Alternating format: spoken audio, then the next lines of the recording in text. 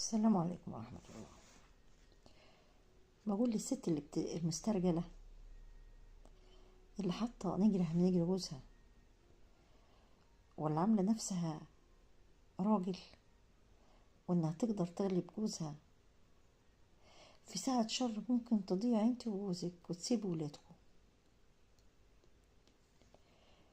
في ساعة شر ممكن تضيع انت وجوزك وتسيبوا ولادكم. فكر شوي قبل اي نقاش، اي خناقة. فكر شوي في لحظة من اللحظات اللي انت ممكن تصور على جوزك وتختبري صبره. ممكن يكون هو صبره انتهى خلاص. الراجل ما عندوش حصلة زي الست. ايوه حصلة، يعني ما عندوش طولة بال.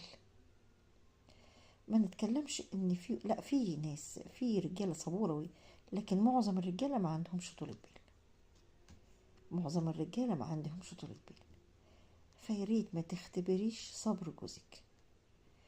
في لحظة ممكن يموتك وهو يخش السجن وولادك يتشردوا. طب يعني انتي عارفة ان حد هيربي ولادك زيكي؟ حتى لو اهلك، حتى لو امك، حتى لو اخواتك، هيطلعوا زي ما انتي في وسطيهم ومع ابوهم؟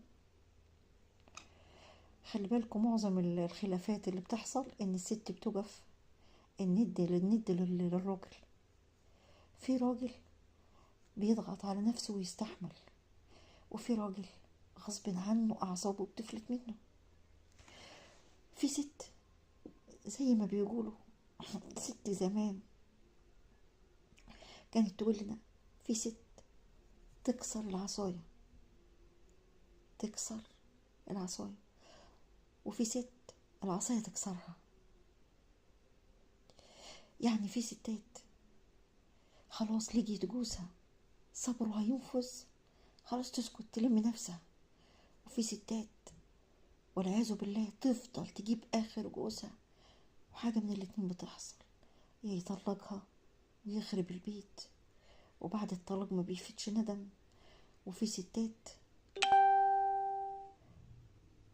ما بترتاحش الا يعجزها يا يموتها. واظن قدامكم كتير الحالات اللي بتحصل، كتير كتير، على قد ما تعدوا عدوا. خشوا اسمعوا بلاوي. يا ستي انتي جوزتي جوزك 10 و15 سنة ما فهمتوش، شهر 2 ما فهمتوش. افهمي جوزك لله عشان ما توصليش الامور